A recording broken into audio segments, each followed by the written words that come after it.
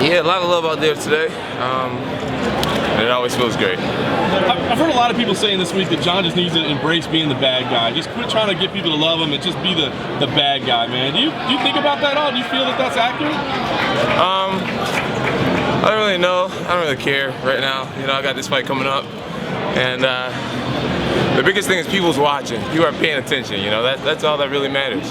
You know, whether they hate me, whether they love me. You know, I'm getting a lot of attention right now, and I'm grateful for it. I mean, ultimately, as an athlete and as an entertainer,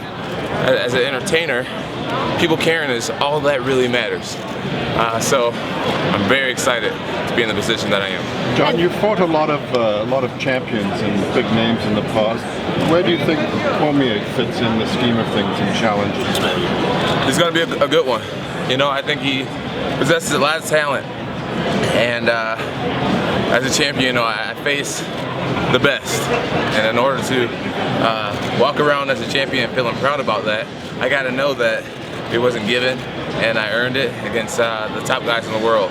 He's one of them. He's just one of them. Jon, have you concerned at all about, you know, the whole Nike thing and the way you told the story, the commission that they may come back at you and have? Yeah, I saw that. They're like, well, technically you lied under oath, and I didn't. You know, I had several months left of my Nike contract, and when that fight happened, it sped up the process of me losing my Nike deal.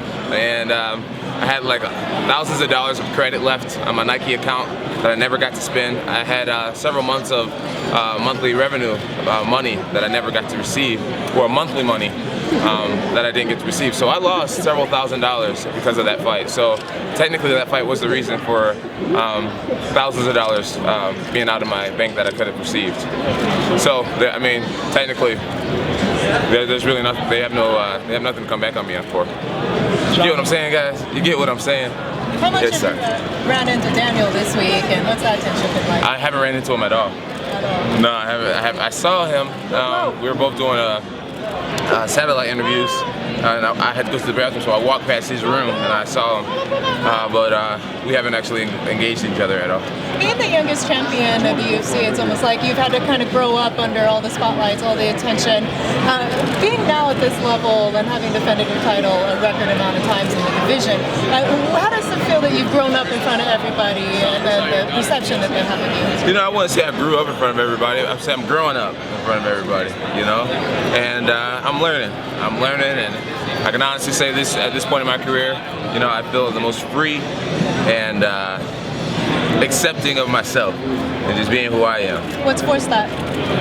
Just you guys. I don't think it's going to be the first time when you see you, like it's going to be beat up again. No, you know, I don't know how it's going to be. You know, I'm sure my emotions will be high, his will be high, and I'm just feeling alpha, so who knows what will happen, you know. I may just headbutt him again. You never know. You said that you're an athlete. He's a better athlete all around than you. Did he say that? Cormier. Do you believe that? Not the way you're looking at me. Yeah, come on, baby. Well, Jon, How do you respond to that, though? You know, Cormier needs to do everything he can to build himself up. Right now, his mental is important. So he's going to say a lot. He's a great talker. He's a commentator for a reason. And so I'm saying he's a better athlete. All right, who cares? You've had to do a substantial amount of community service for the NAC for that for all that happened. So now you're saying that you'd headbutt him again in weigh-ins. Do you feel like there'd be any consequence for that? Yeah, of course there would be consequences. I'm just talking out here. I'm just out here having fun, you know. All right. But hey, you never know what could happen. Jon, to get back to Daniel's comments, he said, specifically, he's his size and he can dunk. And he said that Jon Jones is 6'4" and he can't dunk. Oh, he said that? Any response to that? It's true. Is it? Yeah, it's true. I've never dunked a basketball. Okay. Never. I got no calves. So I'm like, But that was his basis of saying he's a better athlete. Well, I mean, if we're going to take dunking a basketball and sum that up into being an athlete, I'll give it to him then. You guys aren't going to be playing basketball in there anyway. Well, I don't think so. Last I checked, we didn't have a court. So. Play a game of horses. Yeah, hey, maybe after the game. Jon, you've been in some grudge matches, some kind of emotional fights. What have you learned through your career? Because we hear the cliche almost that you can't fight emotional. You know, you don't think clearly when you fight emotional. So what have you learned in your career so far? Is it good to come in there with a little anger towards the opponent, or do you have to block that out? You definitely got to block it out as best as your ability. I always have been able to, and I will on Saturday. Does it drive you though, like in training and in practice? Oh, in training, dude, it drove me so far. I feel like an 18-year-old did. You know, at the beginning of my camp, I was kind of concerned coming off a knee surgery and jumping into camp. You know, I know what I do to get ready for fights: the running mountains, the swimming, the sparring with monsters. And I was worried at first, but the motivation just allowed me to forget about my knee and just be a kid again. And so I've found a newfound strength and energy, and I'm excited to go out there and display it. And how do you put it aside on Saturday night? Is it meditation? What do you do to block that emotion out?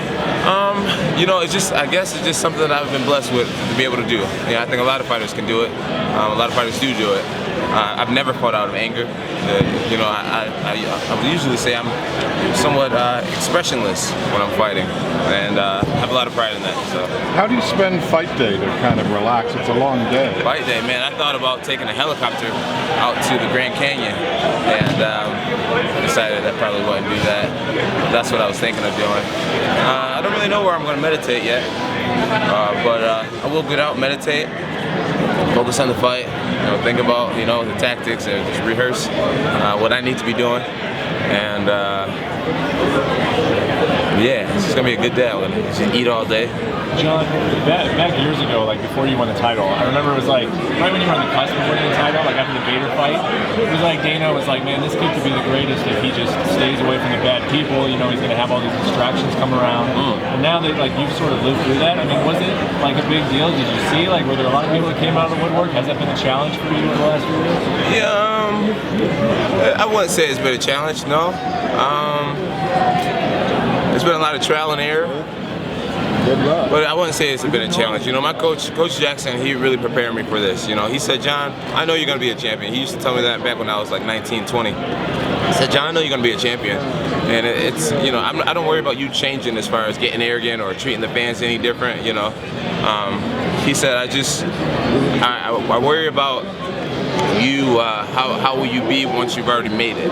You know what I mean? Like as far as an athlete, you know, always looking for new reasons to be great, things like that. And he's like, Jon, just this camp, he said, Jon, I'm so proud of you. You know, you stood the test of time. You know, right now you already have the records in the light heavyweight division. You have a lot of records, and a lot of people would be satisfied. And he's like, look at you, still one of the hardest workers in the gym. You know, still striving for so much more. You know, still feeling as if you haven't made it yet. And he's like, I'm just proud of you. So, you know, it was great to hear that from him, and I'll continue. Would you join if you were asked any of the individual sponsors Well, I'm not answering any questions on that one.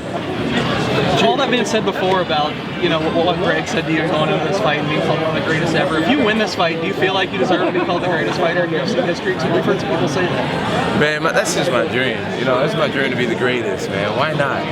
You know, I think my confidence offends a lot of people.